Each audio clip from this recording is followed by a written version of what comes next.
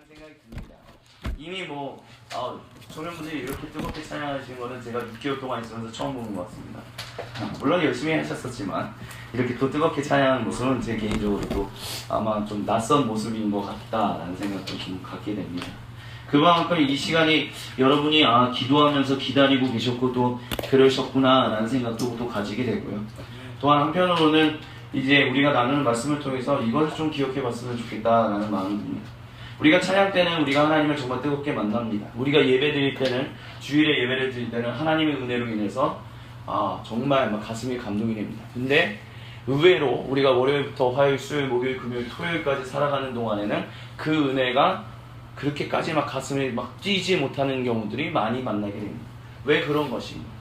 왜 우리가 그렇게 가슴이 항상 주일만큼, 우리가 수련회 온 것만큼 왜 그렇게 뛰지 못하는 것인가? 그것을 뛰게 하려면 어떻게 해야 할 것인가? 우리가 이번 수련회 주제가 이제 영적 성숙과 빛과 소금이라는 주제입니다.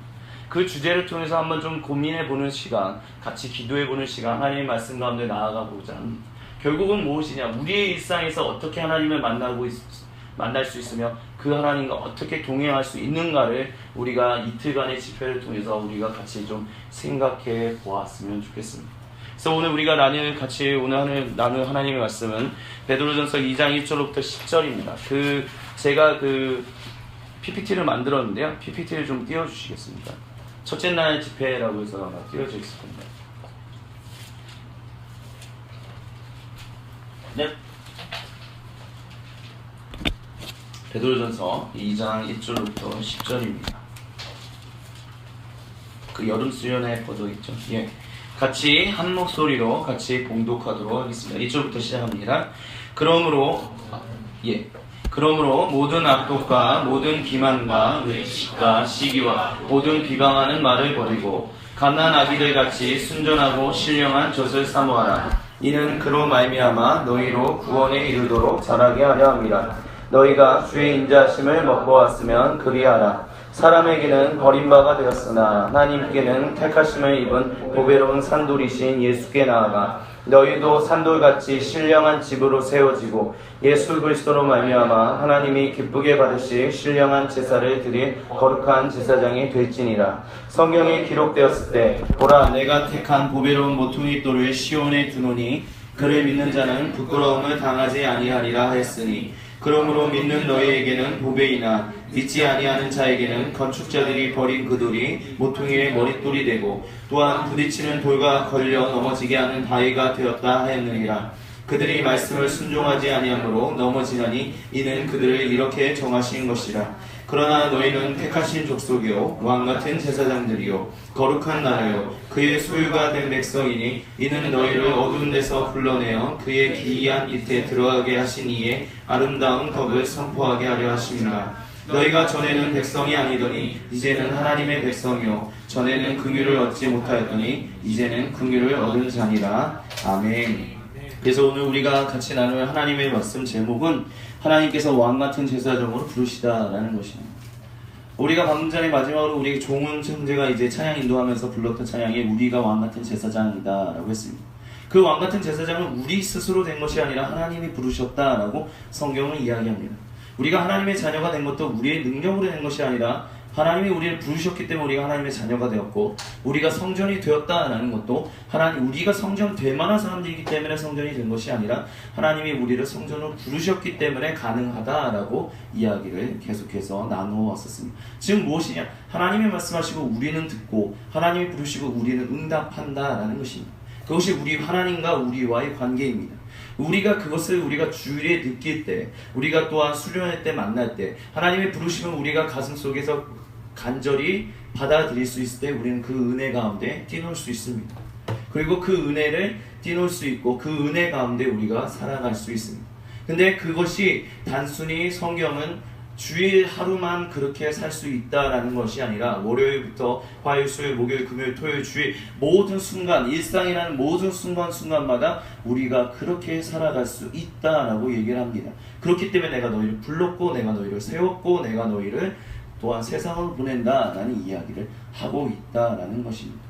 그래서 우리가 지난 6월부터 계속해서 우리가 자녀됨이 무엇이었는지, 성전됨이 무엇이었는지에 대해서 끊임없이 얘기를 했습니다. 그래서 이 자리에 참석하신 우리 지사님들은 사실 못 들으셨기 때문에 다시 반복하기에는 조금 시간이 오래 걸리기 때문에 반복할 수는 없지만, 개인적으로 오늘 참석하신 모든 분들에게 핸드아웃을 준비했습니다. 그동안 했던 것이 무엇인지, 그리고 앞으로 할 것이 무엇이고, 그러니까 결국은 그리스도교 소명, 부르심이라는 것이 최종적인 것이 무엇인지에 대해서 그것을 핸드아웃으로 준비했으니까, 혹시 궁금하신 분들은, 또한 이해가 안 되고 잊어버렸다고 생각하시는 분들은 다시 한번 읽어보시면 좋을 것 같습니다. 그래서 그 부분은, 이 핸드아웃은, 제가 가지고 있는 이 핸드아웃은 제가 내일 아침에 나눠드리도록 하겠습니다. 그래서 다음 PPT를 좀 한번 보여주셨으면 좋겠습니다. 우리가 지금 왕, 제사장이라는 제목을 지금 이야기를 나눴습니다. 여러분, 왕, 제사장, 그 다음 한번 보여주시겠어요? 여러분이 생각하시는 왕, 또는 여러분이 생각하시는 제사장의 이미지는 무엇입니까? 우리가 왕 같은 제사장이다 라는 얘기를 했습니다. 근데 왕 같은 제사장이 뭘까요? 왕 같은 제사장, 이 얘기는 함축해서 이렇게 합니다. 당신은 왕이고 또한 동시에 제사장입니다. 왕이면서 동시에 제사장이다 라는 얘기입니다. 근데 도대체 왕이 뭐고 제사장이 뭐냐라는 겁니다. 혹시 지금 여기에 그려져 있는 것처럼 정말 삐까번쩍한 옷을 입고 있는, 정말 멋진 옷을 입고 있는 어떤 제사장, 하지만 과거에 있었던 어떤 그런 역할을 했던 사람, 그런 사람으로서 제사장을 인식하고 계십니까? 아니면 엘리자베스 여왕 2세와 같은 이런 여왕의 어떤 여왕으로서 다 군림하되 다스리지 않는다, 뭐 이런 식으로서 혹시 왕에 대한 이미지를 기억하고 계십니까? 성경이 말하고 있는 왕과 제사장의 이미지는 우리가 지금 이렇게 생각했던 이 두 가지와는 조금 거리감이 있다라는 것을 우리 성경은 이야기합니다. 그래서 그 부분에 대해서 좀 이야기를 하고자 합니다. 그래서 다음 PPT를 보면 일단 성경이 말하는 왕이 무엇인지에 대해서 먼저 좀 얘기하려고 합니다. 그것은 신명기 17장 14절부터 20절에서 찾아볼 수 있는데, 우리 PPT로 계속 나올 테니까 한번 같이 한 목소리를 읽어보도록 하겠습니다. 같이 읽어보겠습니다. 시작. 내가 내 하나님 여호와께서 내게 주시는 땅에 이르러 그 땅을 차지하고 거주할 때, 만일 우리도 우리 주위의 모든 민족들 같이 우리 위에 왕을 세워야겠다는 생각이 나거든, 반드시 내 하나님 여호와께서 택하신 자를 내 위에 왕으로 세울 것이며, 내 위에 왕을 세우려면 내 형제 중에서 한 사람을 할 것이요, 내 형제 아닌 타국인을 내 위에 세우지 말 것이며, 그는 병마를 많이 두지 말 것이며 병마를 많이 얻으려고 그 백성을 애굽으로 돌아가게 하지 말 것이니, 이는 여호와께서 너희에게 이르시기를 너희가 이후에는 그 길로 다시 돌아가지 말 것이라 하셨으며, 그에게 아내를 많이 두어 그의 마음이 미혹되게 하지 말 것이며 자기를 위하여 은금을 많이 쌓지 말 것이니라. 그가 왕위에 오르거든 이 율법서의 등사하고는 레위 사람 제사장 앞에서 책에 기록하여 평생에 자기 옆에 두고 읽어 그의 하나님 여호와 경외하기를 배우며 율법의 모든 말과 이 규례를 지켜 행할 것이라. 그리하면 그의 마음이 그의 형제 위에 교만하지 아니하고 이 명령에서 떠나 좌로나 우로나 치우치지 아니하리니, 이스라엘 중에서 그와 그의 자손이 왕위에 있는 날이 장구하리라. 아멘. 이것이 하나님이 이스라엘 백성들 가운데 세우고자 하셨던 가장 이상적인 왕이었습니다. 안타깝게도 이스라엘 역사 가운데서 이런 왕은 나타나진 않았습니다. 하지만 신명기 17장 14절에서 20절에 우리가 얘기하는 왕 같은 제사장의 왕이라는 개념은 이렇게 얘기했다는 것입니다. 근데 여러분, 이것을 잘 기억해야 합니다. 이 복음서, 이 신명기가 쓰여진 것이 언제냐면 모세 시대입니다. 그리고 이것이 읽혀진 것은 고대 왕정 시기입니다.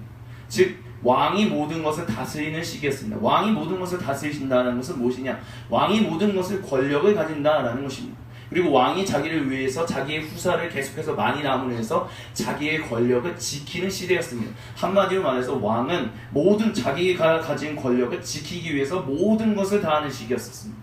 그래서 많은 아내를 두었기도 했었고 군사를 모으기도 했었습니다. 군사를 모으는 이유는 단 하나, 자기를 반역하려는 사람들을 찍어 누르기 위해서 그와 같은 일이 빈번하게 일어나는 시기가 바로 성경이 쓰여졌던 이 시기였다는 것입니다. 근데 신명기 17장 14절에서 20절은 그 두 가지를 철저하게 배격합니다. 그러면서 다음을 보여주시면 다음과 같은 것을 얘기합니다. 첫 번째, 군사를 모으지 않고요. 두 번째, 아내를 많이 두지 않고요. 세 번째, 어떻게 살아야 하는지 알려주는 하나님의 말씀, 율법을 기록하고 읽는다라는 것입니다. 즉 우리가 기존에 알고 있는 기존의 왕 모습과는 완전히 다른 모습을 하나님은 말씀하고 계시다라는 것입니다. 군사를 모으지 않는다, 아내를 많이 두지 않는다라는 것은 하나로 귀결할 수 있습니다. 무엇이냐? 자기를 위해서 왕의 역할을, 위치를 사용하지 않는다라는 것입니다. 나라는 사람을 위해서 왕이라는 역할을 다른 사람들한테 푸시하지 않는다라는 것입니다. 오히려 왕이 하는 것은 무엇이냐면 하나님의 백성들인 그 왕이 다스리는, 왕이 섬기는 그 사람들에게 하나님의 말씀인 율법을 일깨워줌으로 인해서 어떻게 하나님의 자녀답게 살아갈 것인지를 끊임없이 깨우치는 역할을 하는 것이 바로 성경이 말하는 왕의 역할이었습니다. 그 일에 목숨을 거는 것이 바로 왕의 역할이었다는 것입니다. 왕이 다스리는 것이 아니라 하나님, 이 이스라엘 백성들, 하나님의 전적인 은혜로 말미암아 구원하신 이 이스라엘 백성이 그 의인답게 살아갈 수 있도록, 하나님의 자녀답게 온전히 살아갈 수 있게끔 하기 위하여 왕을 세우고, 그 왕은 하나님이 주신 율법을 읽게 한다는 것입니다. 결국 이것은 무엇이냐면 왕은 왕 그 자체가 아니라 하나님과 이스라엘 백성의 중간자적인 어떤 대언자적 역할을 했다라고 말씀을 드릴 수 있을 것입니다. 그래서 그 다음 PPT를 보면 결국 왕은 무엇이냐? 사람으로 하여금 하나님이 누구이신지를 알게끔 하고, 그렇게 하여 사람으로 하여금 하나님을 온전히 섬기게끔 하는 존재가 바로 성경이 말하는 왕의 역할입니다. 그리고 그 왕의 역할은 지금 우리에게도 동일하게 연계됩니다. 사도 베드로가 얘기하는 왕 같은 제사장이라는 얘기, 그가 그 이야기를 한 시대가 언제였습니까? 로마 제국 시대였습니다. 로마 황제가 세워지고 그 황제가 제국의 모든 것을 황제 한 사람을 위해서 이용하는 시기였었습니다. 근데 사도 베드로는 그 시기에 모든 그리스도인들이 한 명도 빠짐없이 단순히 목사 아니면 무슨 장로 그런 사람들뿐만 아니라 모든 성도 한 사람 한 사람이 왕 같은 제사장이다라고 사도 베드로는 분명하게 선포했습니다. 그리고 그가 얘기하는 왕의 이미지는 신명기로부터 내려오는 그 이미지와 연결되고 있다라고 성경은 이야기한다는 것입니다. 그렇기 때문에 왕의 역할은 무엇이냐? 밑에 영어 단어가 써있던 것처럼 up to down입니다. 하나님으로부터 하나님의 말씀이 무엇인지를 온전히 캐치함으로 인해서 그 말씀을 온전히 살아가면서 동시에 그것을 다른 사람으로 하여금 온전히 살아가게끔 하는 역할을 하는 것이다라는 것입니다. 또 다른 말로는 하나님이 누구이신지도 모르고 하나님과 함께 동행하며 사는 것이 누구인지도 모르는 그 사람들에게 다가가, 다른 말로는 어둠 가운데 있는 그 사람 가운데 다가가 빛이 되어주는 것입니다.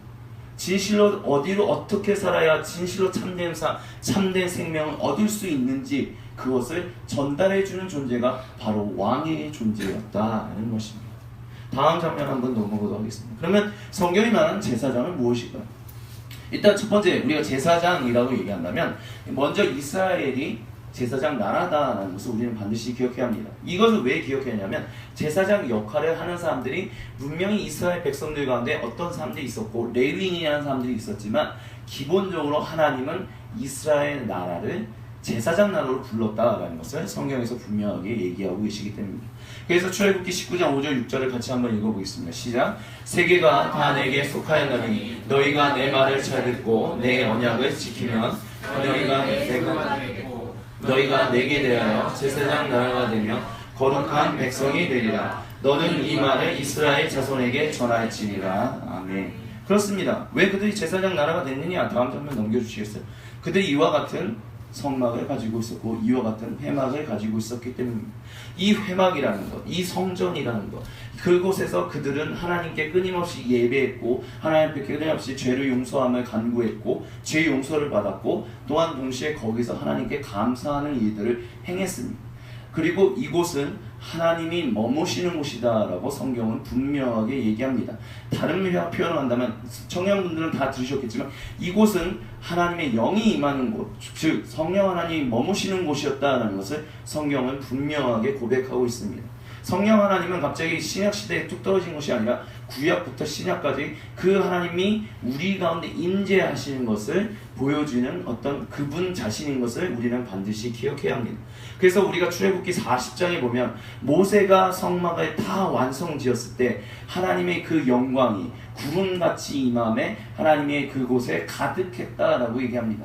그리고 그 구름이라는 것은 하나님의 영, 즉 성령님이 그곳에 임했다라는 것을 비유적인 표현으로서 아니면 가시적인 표현으로서 했다라는 것을 우리는 기억해야 합니다. 한마디로 말해서 하나님의 영, 하나님이 그곳 가운데 계시기 때문에 그들은 제사장이 될 수 있었습니다. 그래서 그들은 제사를 드리는 일을 통해서 그들의 죄가 용서함을 받는 일들을 가졌고, 또한 죄를 용서받는 것뿐만이 아니라 또한 감사하고 하나님을 찬양하는 일들을 계속해서 할 수 있었습니다. 근데 중요한 것은 여기서 말하는 제사장들이 삐까뻔쩍한 옷을 입고 있었다 할지라도 그들이 하는 일이 우리가 생각하는 것처럼 정말 멋있는 일이 아니었다는 것을 우리가 기억해야 한다는 것입니다. 그래서 그 다음 장에 보면 제사장이 하는 게 도대체 뭐였냐라고 한다면, 제가 존경하는 학자 중에 한 명은 이렇게 표현합니다. 제사장은 그 당시에 정육점 주인과 다를 바가 없었다라고 얘기를 합니다. 자, 여러분, 이 당시는 고대 근동지방입니다. 지금부터 수천 년 전입니다. 이 당시에 냉장고가 있었을까요? 없었을까요? 네, 냉장고 없었습니다. 이 당시가 날씨가 더웠을까요? 차가웠을까요?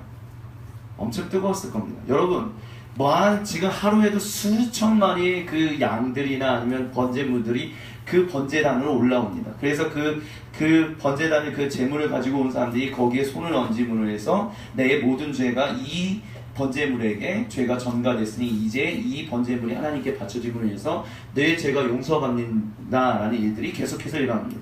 그래서 최대한 빨리 고통 없이 죽이게끔 하기 위해서 그 제사물을 죽이는 일을 하고, 그 다음에 이제 제사장은 그것을 각을 떠서 그것을 불태우는 일을 하고 피를 버리고 수많은 일들을 합니다. 또한 각 단에 피를 뿌리는 일들도 하곤 합니다.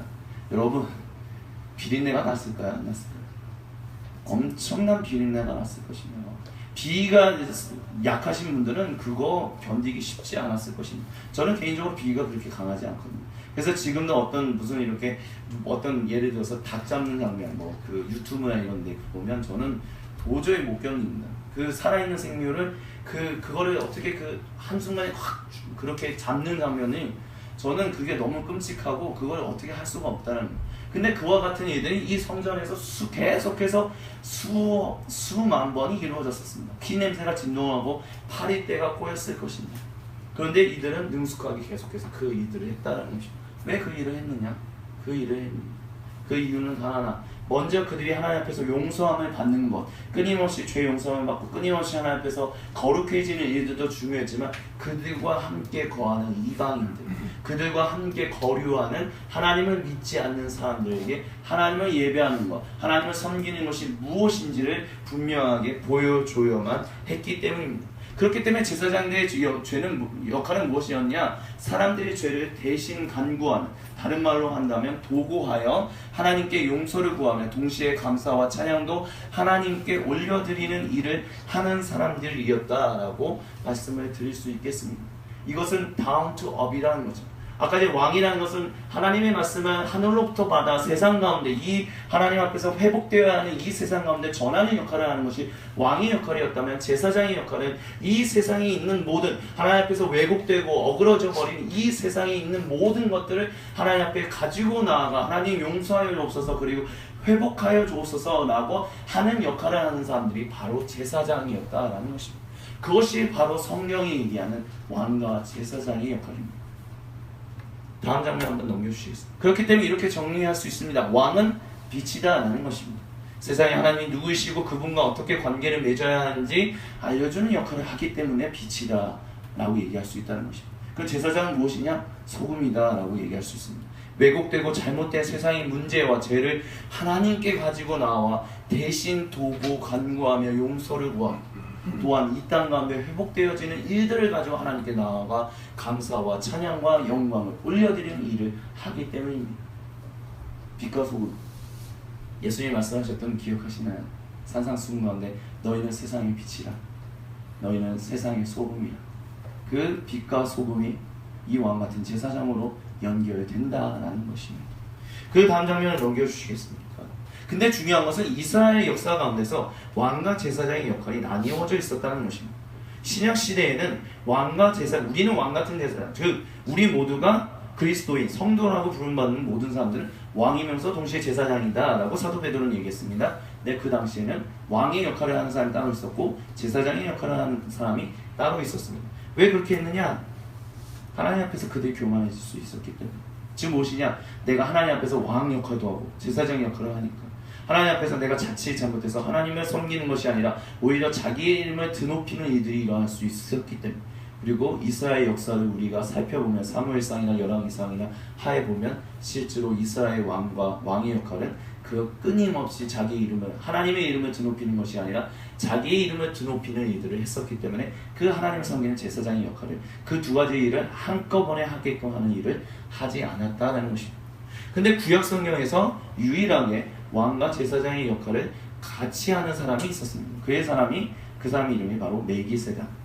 아브라함이 제사를 드렸던 그 살렘 왕 멜기세덱입니다. 그래서 그 멜기세덱의 계열을 따르는 그 다음 장면 하나 있었을 텐데 혹시 뒷쪽으로 한번 넘겨주시겠어요? 날라갔군요. 그 앞으로 넘겨주시면 좋겠습니다. 그래서 이 멜기세덱과 같은 이 제사장, 이 왕 같은 제사장은 이스라엘 역사 가운데는 없었습니다. 그래서 1년에 한 번 이제 구약의 율법 가운데 제사를 드리는 이제 대제사장 같은 경우는 1년에 한 번 지성소로 이제 제물을 가지고 들어갔는데 그 자기의 백성의 죄를 간구하러 지성소로 들어갈 때 그들은 목숨을 하나님으로부터 잃을 위험도 항상 있었습니다. 그래서 그 지성소로 들어갈 때 항상 대제사장은 이 발에 끈을 묶었다라고 합니다. 그래서 거기에 들어갔는데 만약에 소식이 없으면 그 사람이 죽었기 때문에 그래서 그 사람을 지성소로 들어가서 데리고 나올 수는 없기 때문에 끌어내리려고 밧줄을 메었다는 거죠. 그 얘기에서 하는 얘기는 무엇이냐면 어떤 이스라엘 백성들조차도 하나님 앞에서 진실로 거룩하고 일상에서 항상 매 순간마다 하나님이 원하시고 기뻐하시는 그 삶을 살아가는 사람들이 없었다라는 것을 얘기합니다. 오직 멜기세덱만이 그와 같은 역할을 했다라고 얘기하고 있다는 것이죠. 근데 그 멜기세덱의 계열을 따르는 이가 신약에 유일하게 한 분 계신데 그가 누구냐? 바로 예수님이다라는 것입니다. 그것이 히브리서의 전체의 고백입니다. 히브리서는 히브리인들을 향한 유대인들을 향한 서신서입니다. 그래서 왜 우리가 예수님을 믿어야 하는지, 왜 예수님만이 우리의 죄를 용서하신 가장 유일하신 분이신지에 대해서 얘기를 하면서 히브리서의 저자는 뭐라고 얘기하냐면 예수님이 구약의 유대인들의 율법을 따라 그 계열을 따라서 내려온 사람이 아니라 그보다 더 먼저 있었던 그보다 더 완전했던 멜기세덱의 계열을 따르는 옛날 표현식으로 한다면 이 멜기세덱의 반차를 따르는 사람이었기 때문에 그렇다라고 얘기를 합니다. 그래서 예수님은 제사장으로서 자신의 피로써 세상의 죄를 하나님께 간구하고 용서를 구했으며 또한 왕으로서 하나님 말씀을 세상에 전하여 세상으로 하여금 하나님이 누구시고 하나님과 어찌 관계를 맺는 일을 두 가지의 일을 동시에 하셨습니다. 그래서 그가 공생의 기간 동안 말씀을 끊임없이 증거하시면서 왕의 역할을 하셨고 그가 십자가에 죽으심으로 부활하심으로 인하여 제사장의 역할을 두 가지의 역할을 동시에 감당했다라고 성경은 이야기하고 있습니다. 다음 장면 넘겨주시겠어요? 그래서 사도 베드로는 이와 같은 예수님의 보혈로 인하여 구원함을 받은 예수님의 보혈함으로 인하여 그 보혈을 받은 우리 모두가 이제는 왕같은 제사장이라고 부르고 있습니다. 그리고 오늘 본문 가운데 우리는 재미있는 것을 발견할 수 있는 게 무엇이냐면 이 왕같은 제사장들을 위하여 우리가 거룩한 집, 곧 성전이 되어야 한다고 오늘 읽은 본문에서 이야기하고 있습니다. 자, 다음 장면 넘겨주시겠어요? 자, 다시 한번 성전이 무엇인지를 다시 한번 생각해 봤으면 좋겠습니다. 성전이 무엇이냐? 하나님의 영이 머무는 곳이었습니다. 구약은 어디에 머무르느냐? 모세의 장막성전, 솔로몬의 성전 그 두 곳 가운데 임했었습니다. 근데 그들이 바벨론 포로로 끌려갔을 때 그 하나님의 영이 솔로몬 성전 가운데 있었던 그 하나님의 성령 하나님이 그들로부터 떠나는 일이 에스겔서 10장에 나옵니다. 근데 그 뒤에 36장에 뭐라고 얘기를 하냐면 내가 다시 너희를 회복하고 내가 너희와 다시 관계를 맺을 때 내가 어떻게 할 것이냐? 하나님의 영이 다시 너희에게로 돌아올 것인데 그 하나님의 영이 이제는 건물 성전으로 돌아오는 것이 아니라 우리에게로 사람들 가운데로 사람들 개개인에게로 그리고 사람들 그 하나님을 사랑하는 사람들이 모여있는 그곳으로 임한다라고 얘기를 합니다. 그리고 그와 같은 모습은 구약의 창세기의 모습을 회복하는 것이다 라고 우리 청년들하고 계속해서 끊임없이 얘기했습니다. 왜냐? 하나님이 생기를 불어넣으심에 그 생기는 하나님의 영이었고 육체로 흙으로 사람을 지으시고 생기로 그 코에 불어넣으시니 생영 즉 살아있는 존재, 산 존재가 되었다라고 얘기하고 있기 때문입니다. 산 존재라는 것, 그것이 바로 혼이다라고 얘기할 수 있는데, 그 혼이라는 것이 혹시 기억나시나요? 히브리 말로 혼은 네핏이라는 단어고, 보통 네핏이는 사람의 목구멍을 가르치는 말이었다라는 것을 말씀을 드렸었습니다. 그렇기 때문에 하나님의 영이 이 안에 생기를 통해서 우리 안에 임하실 때, 그 목구멍을 통하여 들어올 때 우리는 진실로, 왜냐하면 아무리 바람이 들어오려고 해도, 우리가 숨을 쉬려고 해도, 바깥 공기를 들이심으로 해서 우리가 살려고 해도 이 목구멍이 존재하지 않고서는 우리가 살아갈 수 없거든요. 근데 그 하나님의 영이 우리의 그 목구멍을 통하여 바람이 그 생기가 들어옴으로 인하여 우리가 살아가는 것처럼, 하나님의 영이 우리가 그렇게 우리의 안에 임하셔서 우리로 하여금 산 존재가 되게끔 한다라고 창세기는 얘기했고, 그것이 곧 성경이 얘기하는 인간관이었다라고 우리가 계속해서 얘기를 나눴습니다. 근데 그것이 타락함으로 인해서 잃어버렸고, 회복되는 이 이스라엘 땅에 이제 조금 드러난 것이 있었지만, 그 뒤에 완전히 예수님의 보혈로 인하여 그 일이 드러나는 일들이 있다라는 얘기를 지금 우리가 그동안 얘기를 나눴었습니다. 그래서 고린도전서 3장 16절부터 18절에 그러므로 너희가 이제는 하나님의 성전이다 라고 얘기합니다. 즉, 저 예루살렘에 있는 헤롯이 짓고 있는 저 성전이 하나님의 성전이 아니라 이제는 그리스도 예수님의 보혈을 구세주로 고백하는 사람들, 그리하여 하나님의 영을 받은 그 사람들 한 명 한 명이, 그리고 그들이 모여있는 교회 공동체가 곧 성전이다 라고 사도 바울은 고백했던 것입니다. 그래서 하나님의 영은 그렇게 머문다 라고 얘기를 하고 있습니다. 그래서 하나님의 영이 아들 예수님께서 하신 일이 바로 나와 세상을 위한 것이었다라고 고백하며 하나님으로부터 법정적 선포를 받은 그리스도인들 안에 머문다라는 것이죠.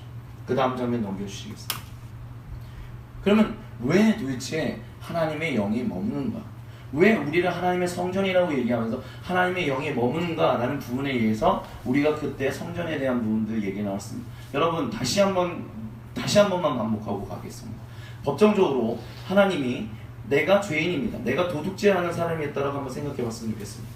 이은성 목사라는 사람이 상습적으로 도둑질을 하는 사람이에요. 그리고 그 마음에는 탐심이 가득해서 도둑질을 수도 없이 반복하는 사람입니다. 그래서 결국 잡혀왔어요. 그래서 이제 법정적으로 이제 유죄 판결을 받아야만 합니다. 근데 그 유죄 판결을 받는데 어떤 사람이 대신해서, 이은성이라는 사람의 죄를 대신해서 그 죄값을 대신 치르면 이 사람이, 이은성이라는 사람이 죄를 용서받는 일이 있다라고 한번 생각해 봤으면 좋겠습니다. 그래서 누군가가 대신해서 내 죄를 내 죄의 대가 10년이라는 징역형을 살아야 하는데 이 사람이 대신 10년의 징역형을 살았습니다.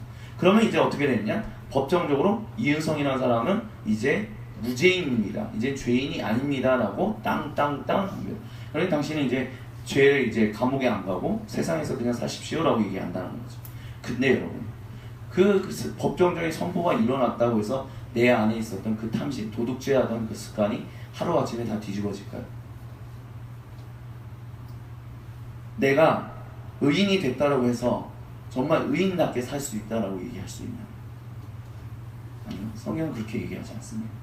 우리가 예수님 안에, 성경은 뭐라고 얘기하냐면 우리가 예수님의 그 보혈 안에 계속 거한다면, 즉 내가 죄인이었구나, 예수님의 보혈로 인하여 내가 다시 산 존재구나, 그렇기 때문에 다시 산 존재로서 감사하며 겸손하며 하나님과 함께 동의하며 살아야지, 그렇게 생각하지 않는다면 우리는 계속해서 의인이 됐지만, 의인으로서 법정적 선포를 받았지만 계속해서 하나님이 원하시고 기뻐하지 못하는 삶을 계속해서 반복할 수 있다라고 성경은 이야기하고 있다라고 우리가 계속해서 이야기를 해놨습니다. 그렇기 때문에 하나님의 영이 우리 가운데 임한다라고 얘기한다라는 것이 무엇이냐? 우리가 의인답게 전적인 예수님의 은혜, 하나님의 전적인 은혜로 인하여 그분의 보혈로 인하여 구원하는 의인이 된 그 사람, 이제 의인으로서 선포를 받았다면 그 의인답게 살기 위해 생각하고 마음에 품고 말하고 행동하는 그 모든 것이 진실로 의인다운 존재로 살아가게끔 하기 위하여 우리의 모든 것이 존재가 변화되는 일이 있어야 하는데, 그것을 변화시키는 분이 누구시냐? 바로 성령 하나님이 우리 안에 임하심으로 인하여 그 일이 일어난다는 것입니다. 그것이 구약의 이스라엘 가운데 임했던 것입니다. 구약의 이스라엘 가운데 하나님이 계속해서 하나님의 영이 성전 가운데 머무셨던 이유, 그리고 그 가운데서 율법서가 계속해서 선포되었던 이유는 단 하나입니다. 너희가 하나님이 여기 있음을 믿음으로 고백하며 그 율법대로 살아라. 너희가 의인 되었다면, 전적인 하나님의 은혜로 인하여 출애굽이란 구원을 받았다면 이제는 그 자녀답게 사는 법을 배우라는 의미에서 율법을 주셨다라는 것입니다. 그리고 동시에 하나님은 성령님을 통해서 다시 한번 우리에게 얘기합니다. 모든 그리스도인들이요, 모든 성도들이요, 전적인 예수님의 보혈로 인하여 그 죽음에서 죽을 수밖에 없는 곳에서 이제 의인으로서 선포를 받았다면 이제 그 의인답게 사십시오. 근데 그 의인답게 살려면 어떻게 하냐? 하나님과 상관없었을 때 형성했던 모든 가치관, 그 모든 것들, 그 마음의 중심을 하나님 앞에 내려놓고 그것을 성령님으로 인하여 다시 한번 재조명받고 그 재조명받은 것으로 인하여 계속해서 갱신되는 일들이, 그래서 생각과 마음의 모든 것이 변화되는 일들이 있어야 한다. 그렇게 성령님이 우리 안에 임한다라는 얘기를 하고 있다라는 것입니다. 그래서 오늘 우리에게 얘기하는 것, 방금 전에 말씀드렸던 것처럼 죄인에서 의인, 하나님의 자녀가 된 법정령 선포는 우리의 모든 마음의 상태와 가치관을 한순간에 바꾸시지 않습니다. 그렇게 한순간에 바꾸실 거면 굳이 우리에게 자유의지라는 것을 주시지도 않았을 것입니다. 하지만 우리에게 자유의지가 있고 우리에게 끊임없이 하나님이 우리를 인격적인 존재로 대하신다, 우리를 끊임없이 부르시고 초청하신다는 것을 기억한다면 하나님은 우리가 의인답게 사는 것을 하나님은 계속해서 부르시고 계시다는 것, 계속해서 초대하고 계시다는 것을 우리가 잊지 않기를 소망합니다. 그렇기 때문에 우리는 우리가 하나님과 상관없었던 때에 모든 가치관과 마음 중심이 바뀌어야 한다라고 성경은 끊임없이 얘기하고 있습니다. 한마디로 에베소서에서 말하는 이제는 내가 옛 모습을 벗어버리고 이제 새 모습을 입고 새 옷을 입고 옛사람에서 새 사람이 된다는 그것이 바로 지금 우리가 얘기했던 그 이야기의 핵심입니다. 그렇기 때문에 사도 베드로는 오늘 본문에서 읽었던 것처럼 우리로 하여금 갓난 아이들 같이 순전하고 신령한 젖을 사모하여 우리로 하여금 구원에 이르도록 자라야 한다라고 얘기했습니다. 구원에 이르도록 자라야 한다는 것입니다. 구원이 임했다, 그걸로 끝나는 것이 아니라 그 구원에 이르도록 자라야 한다는 것입니다. 왜냐? 그 하나님이 우리를 거룩하게 하신 그 모습대로, 그 거룩하신 모습대로 살아가기 위해서 그 하나님의 말씀을, 그 하나님의 사랑을 사모해야 한다는 것입니다. 그 성령님을 사모해야 하고 하나님의 말씀을 사모해야 한다는 것입니다. 그것을 통해서 우리가 하나님이 누구신지를 알고 우리가 안대로 변화될 수 있는 일이 일어나기 때문입니다. 그래서 우리가 이렇게 거룩한 존재로, 즉 말씀과 영으로 우리 지혜가 충만하고 능력이 충만하여 우리가 변화에 대해서 거룩한 존재로 변화, 성장, 성숙한다면 우리는 세상을 위하여 거룩한 일을 하는 왕같은 제사장의 역할을 감당할 수 있다라고 오늘 사도 베드로는 베드로전서 2장 1절부터 10절에 이야기를 하고 있습니다. 그래서 다시 한번 읽어본다면 그 부분이 이 부분입니다. 사람에게는 버림받아 되었으나 하나님께는 택하심을 입은 보배로운 산돌이신 예수께 나아가 너희도 산돌같이 신령한 집으로 세워지고, 여기서 말하는 신령한 집은 성령이 임하시는 곳, 곧 성전이다라는 것을, 같은 단어다라는 것을 잊지 않으셨으면 좋겠고요. 세워지고 예수 그리스도로 말미암아 하나님이 기쁘게 받으실 거룩한 제사장이 될지니라고 얘기하고 있다는 것입니다.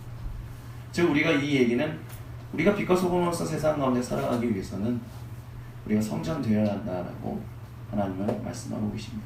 다른 표현을 한다면 우리가 성전되지 못한다면 우리가 하는 왕같은 제사장의 역할, 빛과 소금의 역할은 제한적일 수 있다는 것을 성경이 이야기하고 있다는 것을 우리는 기억해야 한다는 것입니다. 다음 넘겨주시겠어요? 이 말을 반대로 돌리면 우리가 하나님 앞에서 더욱더 온전한 존재가 되는 것은 세상에서 빛과 소금, 즉 왕같은 제사장의 역할을 감당하게 된다는 것입니다. 그래서 방금 전에 얘기한 것처럼 결여된 성장 성숙이 될 수 있다는 것을 말씀드렸던 것이죠. 다음 장면 넘겨주시겠습니다. 그렇기 때문에 우리는 왕같은 제사장이다라고 성경은 얘기하고 있습니다.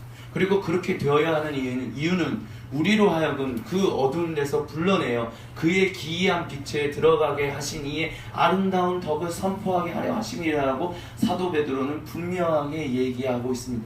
즉 하나님의 백성, 즉 자녀, 성전이 된 이유는 무엇이냐? 하나님의 백성이 누구인지에 대해서, 그래서 하나님이 누구이신지, 하나님이 우리를 어떻게 사랑하시고 우리를 어떻게 구원하고 계신지에 대해서 세상 가운데 전해야 할 사명이 있기 때문입니다. 그리스도인은 단순히 예수님 앞에서 복받아서 천국 가는 존재로서 부름받은 것이 끝이 아니다라고 성경은 얘기하고 있다는 것이죠. 우리는 이곳에서 이 세상 가운데 내가 구원받은 것처럼 이 왜곡된 세상 가운데서 죽어가고 있는 그 사람들을 건져내는 일을 하나님은 우리를 통해서 하기를 원하신다는 것을 지금 성경은 이야기하고 있습니다. 그런데 그것은 단순히 말로만 증거하는 것이 아니다는 것을 우리가 말씀을 통해서 비유적으로 그 안에 함축적으로 되어 있는 것을 통해서 우리는 알 수 있을 것입니다. 예수님 믿으십시오. 자, 저를 예를 들어보도록 하겠습니다. 목사 수만 번 설교를 하고 또 하게 될 것입니다. 예수님 믿으십시오. 예수님 믿으십시오. 예수님 믿는 길은 이것입니다. 예수님 믿는 이 길은 저것입니다. 아마 수만 번 얘기하게 됩니다. 근데 여러분이 저를 봤을 때 증거하는 것만큼 살지 못한다면 여러분은 제가 증거하는 것을 믿으시겠습니까? 아마 이렇게는 얘기할 수 있겠죠. 백배양보에서 그 말씀, 이 사람이 이은성이라는 사람이 전하는 것이 그래 어느 정도 진리고 사실이야 한데 저 사람은 저렇게 살지 않아. 저 사람은 엉망진창이야. 그래 설사 이거는 말씀은 진리더라도 난 저 사람은 못 믿겠어. 그렇게 하겠죠.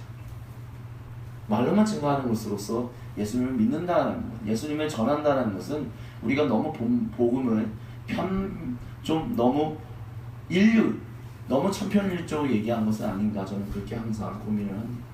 예수님이 마지막으로 마태복음 28장 18절로부터 20절에 얘기하셨을 때 이렇게 얘기하셨습니다. 오직 성령이 너희에게 임하시면이라고 아마 얘기하지 않았죠. 그건 사도행전으로 기억하고 있습니다. 이게 항상 헷갈려요. 저도 모르게 항상 헷갈립니다. 좀 웃자고 하는 얘기고요. 근데 사실 싫습니다. 실제로 싫습니다. 제가 설교를 하면 참 재미가 없어요. 참고로 이거 잠깐 딴 얘기인데 저희 이제 지난주 목요일날 저희 그 현우 형제랑 누구였죠? 우리 다혜 형제랑 호연이랑 목요 이제 뉴제원십에 갔거든요. 근데 말씀을 선포하시는데 한 시간 선포했나요? 제가 목사지만 그 전하시는 목사님이 정말 잘 전하시더라. 막 빵빵 터뜨리게 막 웃기끔 하시는데 그걸 보면서 주여 나도 저런 능력이 있었으면 좋겠습니다 하는 생각이 드는데 아직까지는 없는 것 같습니다. 이렇게라도 웃겨야죠. 저도 재미없다는 거 아니에요. 근데 이렇게라도 웃었으면 좋겠어요. 자, 마태복음 28장 18절부터 20절에는 이렇게 얘기합니다. 예수께서 나와 말씀하여 이르시되 하늘과 땅의 모든 것을 너희에게 주셨으니 그러므로 너희는 모든 족속을 제자로 삼아 아버지와 아들과 성령의 이름으로 세례를 베풀고 이제 제자로 삼으라는 거죠. 말씀을 증거하는 것입니다. 근데 중요한 것은 내가 너희에게 분부한 모든 것을 가르쳐 지키게 하라 라고 얘기를 합니다. 단순히 예수님 믿으세요 그래서 예수님 믿는 것이 아니라 어떻게 살아야 하는지, 예수님의 사복음서에서 끊임없이 얘기했던 것은 예수님 믿고 천국 가세요 라는 얘기가 많이 나타나지 않습니다. 오히려 예수님이 하시는 이야기의 핵심은 도대체 너희가 하나님의 자녀로서 어떻게 살아야 할 것인지에 대해서 끊임없이 얘기합니다. 어떤 면에서는 윤리적인 얘기들을 많이 한다라고 얘기할 수도 있겠죠. 어찌됐든 그것을 살아야 하는데 이 제자들에게 마지막으로 하는 얘기는 뭐냐면 내가 너희에게 분부한 모든 것, 그렇게 살라라고 가르친 모든 것을 그들로 하여금 가르쳐 지키게 하라는 거죠. 가르쳐 지키게 하라. 즉 그대로 살아가게끔 하라는 것입니다. 그리고 그것을 살아가게끔 하기 위해서는 예수님이 보이셨던 모범처럼, 예수님이 보이셨던 삶의 본처럼 너희도 그와 같은 삶의 본을 보여야 한다는 것을 지금 예수님은 끊임없이 얘기하고 있다는 것입니다. 우리가 그것을 삶으로서 보여주지 못한다면 어떻게 다른 사람들이 볼 수 있겠습니까?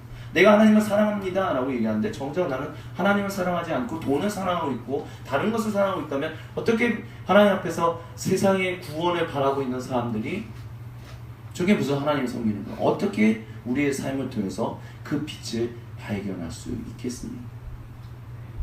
그렇기 때문에 우리는 빛과 소금을 살기 위해서는, 이 세상의 왕같은 제사장을 살기 위해서는 반드시 영적으로 성숙할 수밖에 없습니다. 결국 기독교는 끊임없이 자기를 내려놓고 하나님 앞에서 거룩한 존재로 변화되는 삶을 달려가는 것이 바로 기독교가 원래 강조해왔던 이야기의 핵심이었습니다. 그래서 수많은 사람들이 왜 금식해야 하는지, 왜 철야 기도해야 하는지, 왜 새벽 기도해야 하는지, 왜 주일 예배 모여야 하는지, 왜 교제 나눠야 하는지, 왜 성경 읽어야 하고, 왜 그런 것을 합니까? 영적으로 성장하기 위해서, 하나님과 더욱더 가까워지기 위해서, 하나님이 원하시고 기뻐하시는 사람답게 살아가게끔 하기 위해서 그와 같은 일들을 계속해서 강조했다는 것이죠. 그리고 그것은 무엇과 연결되냐면 자연스럽게 세상을 구원하는 그 하나님의 일하심에 참여하는 거룩한 왕같은 제사장의 역할로 그 일을 위하여 영적 성숙이 이루어져고 있다라고 성경은 얘기하고 있다는 것입니다. 그렇기 때문에 그리스도인이 된다는 것은 한마디로 이렇게 정리할 수 있습니다. 영적으로 성장 성숙해야 한다는 것입니다. 무조건 해야 한다는 것입니다. 무조건. 그 일에 빠지지 않는 사람은 단 한 명도 없다는 것입니다. 그리고 그 일에 항상 제대로 완전한 사람도 있다라고 얘기하지 않습니다.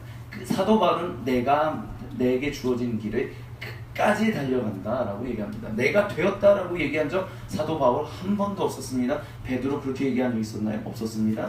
다른 제자들 그렇게 얘기한 적 있었나요? 한 번도 없었습니다. 나 됐으니까 나 따르십시오. 이렇게 얘기한 사람은 단 한 명도 없었습니다.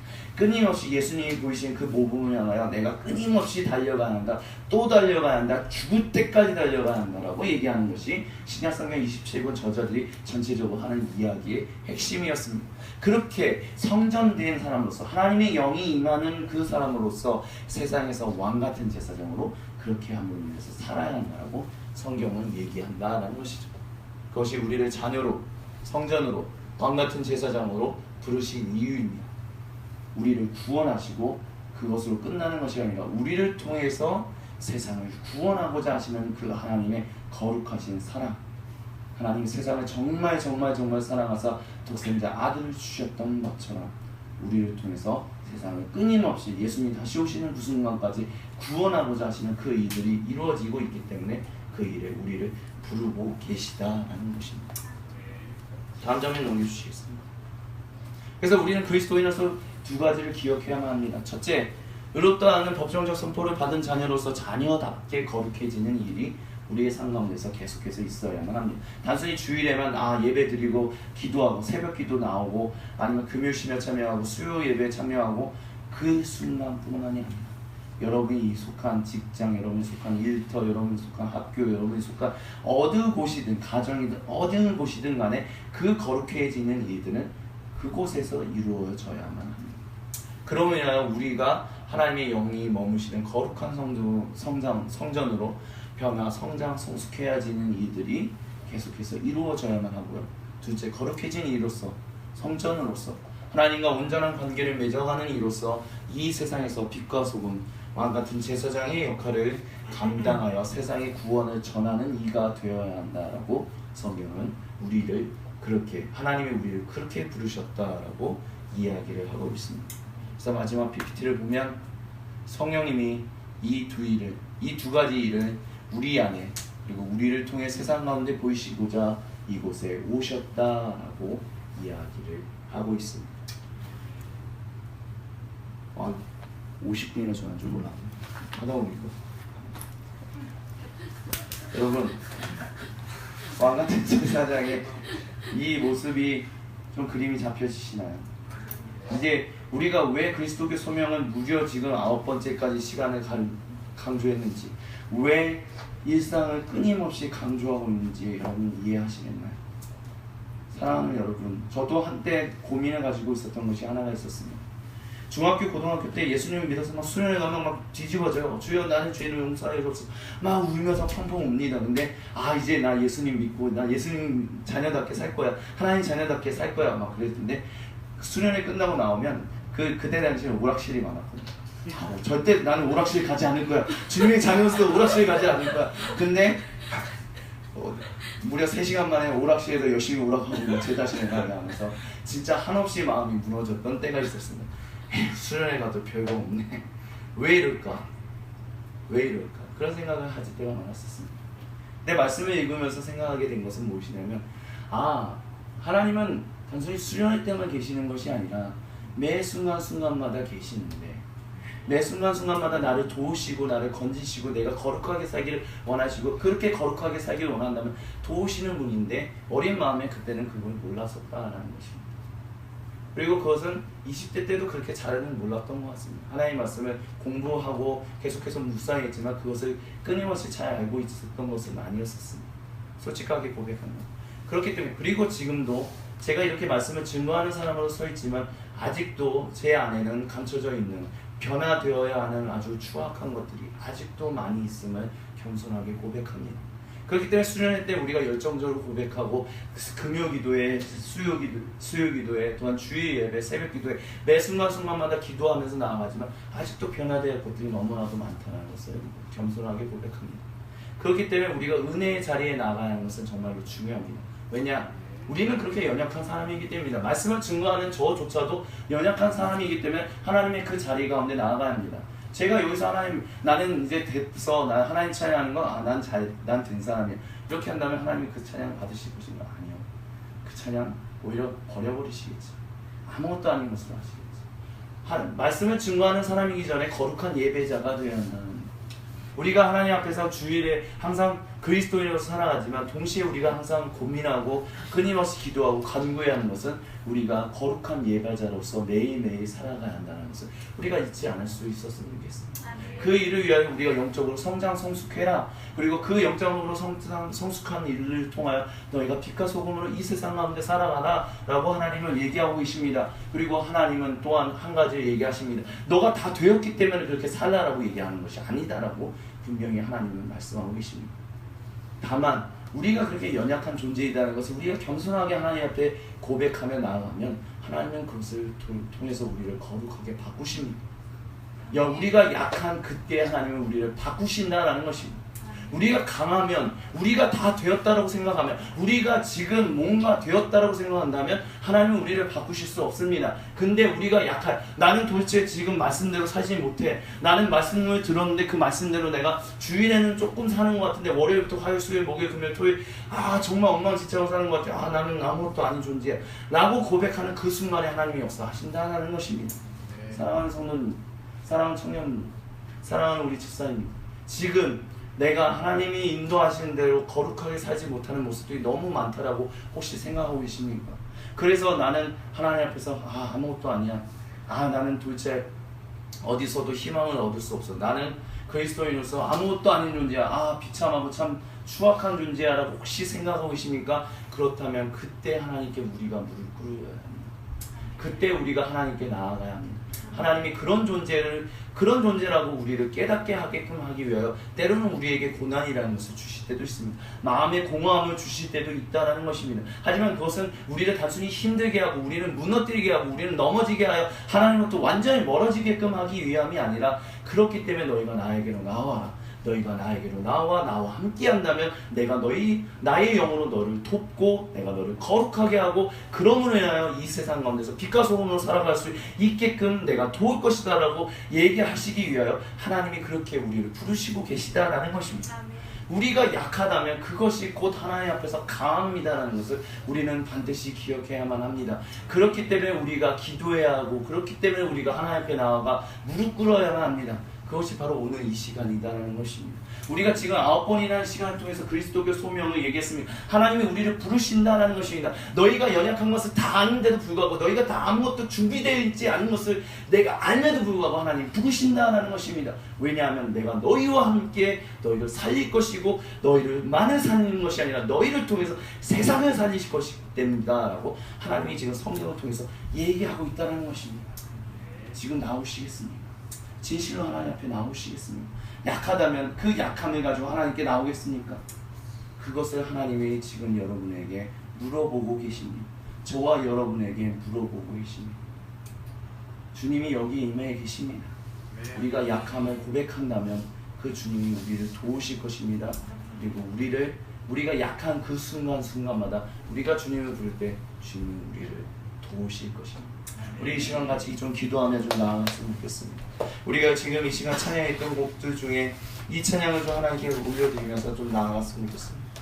주님 우리에게 임하소서. 주님 우리에게 임하소서.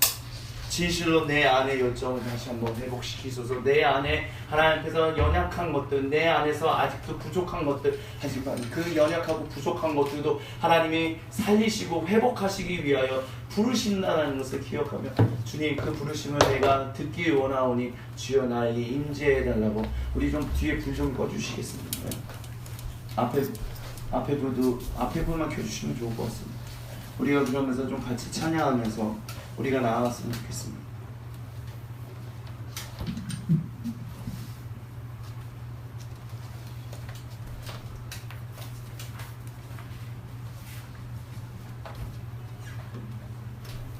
한번 간절히 우리가 눈을 감고 가서를 안다면 우리가 이 시간 주여 우리에게 임하여 주옵소서.